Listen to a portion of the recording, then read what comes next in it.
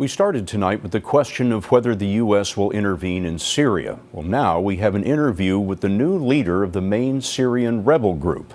Ghassan Hitto is a U.S. citizen who immigrated from Syria 30 years ago.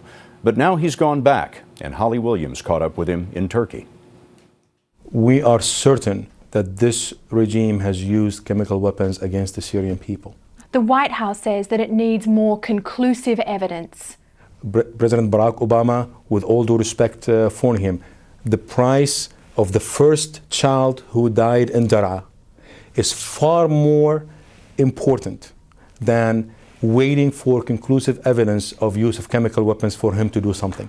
Ghassan Hitto was elected interim prime minister by Syrian opposition groups currently based outside the country. Until last year, he worked in computers and he lived just outside Dallas with his children and his American-born wife, Suzanne, who converted to Islam before they were married. But he told us he couldn't stay in Texas as the death toll in Syria continued to climb. Now, ending Syria's civil war is his full-time job. It's a conflict in which the opposition is massively outgunned by the government's tanks, fighter jets and Scud missiles.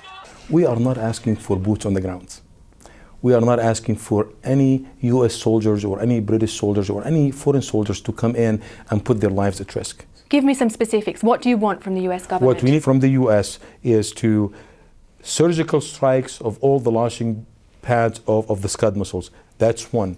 We need an establishment of a no-fly zone. We need safe passages to be established so we can deliver aid to the Syrian people more effectively and more regularly. Isn't there a problem that even when this war ends, it's unleashed so much chaos, so much violence, so much hatred, that there may not be much hope for a unified, peaceful Syria in future? It is a complicated situation, but delaying any action will make the situation worse. Waiting more of doing nothing is going to make what you have described worse. Holly Williams is joining us in Istanbul this evening.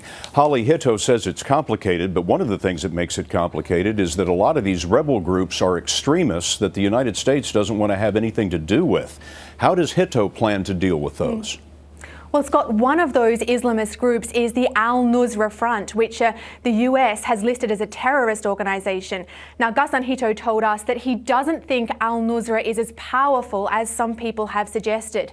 But he also said that he is worried because as the war in Syria goes on, without an effective interim government, some of those Islamist groups could become stronger. Holly Williams, thank you.